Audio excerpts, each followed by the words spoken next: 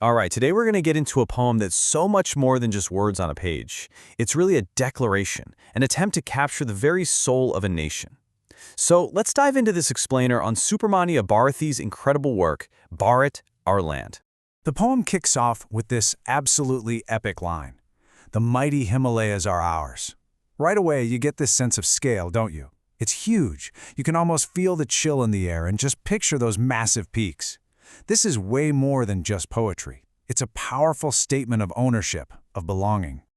So, you have to wonder, who's the mind behind these powerful words? Well, it's the visionary poet Subramania Bharati. And you gotta understand, he was writing during a really crucial time, and his poetry, it became this powerful voice for national pride and identity. Yeah, this is no simple collection of verses. It's really a patriotic anthem. What Bharati does here is paint this incredibly vivid picture of his motherland's greatness. It's basically a declaration of deep, profound love and respect. And at the absolute heart of this poem is the concept of Bharat itself. For Bharati, this was so much more than just a name on a map. No, it was this massive cultural and civilizational idea. A single unified entity held together by this incredibly deep shared heritage. So, Bharati takes us on this kind of poetic tour of Bharat. And where does he begin?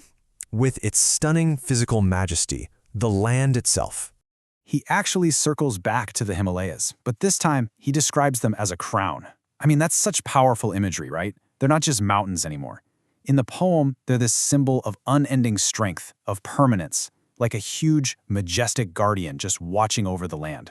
And naturally, from the mountains, the poem just flows down to the rivers, and he specifically calls out the sacred Ganga. And again, this isn't just, a body of water. It's painted as the absolute lifeline of the nation, giving both physical and spiritual nourishment to the people of Bharat. Okay, but the poem's vision goes way deeper than just geography. This is where we shift from the physical land to its profound spiritual heart, what Bharathi truly saw as the very core of its identity.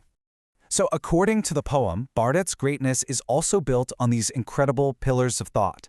It celebrates the wisdom of ancient sages, the deep spiritual teachings of the Upanishads, which are these ancient texts all about philosophy and reality, and of course the compassionate path of the Buddha. He presents all of these as priceless treasures of the land.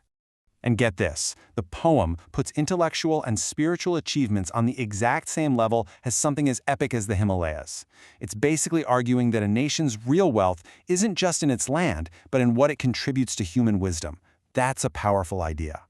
So, you've got this amazing geography on one hand, and this deep wisdom on the other. And when you bring them together, you start to see the poem's real unifying spirit. So, what's the bottom line? What is Bharati really asking us, the readers, to do? Well, it all boils down to this one simple, powerful call to action. This line really gets right to the emotional core of the poem. It's an invitation, asking you to connect with this huge vision on a really personal level. You can almost break the poet's message down into 3 clear steps. Step 1, acknowledge this magnificent land. Step 2, recognize the deep spiritual history that shaped it. And then step 3, unite in this shared sense of pride and identity. Simple, but so powerful. So that brings up a good question. Why are we still talking about a poem that's over 100 years old?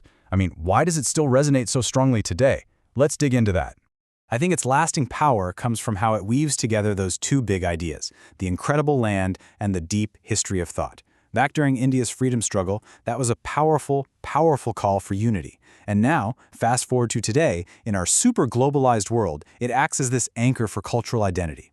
It's a reminder of a heritage that's rooted in both a unique place and a profound spiritual legacy. And in the end, I think this poem sticks with us because it makes us ask a really fundamental question. For Bharati, his homeland was this perfect blend of geography and wisdom. But what about for us? Right now, what does it all mean? How do you define your homeland? It's a big question, and one the poem kind of leaves us to answer for ourselves.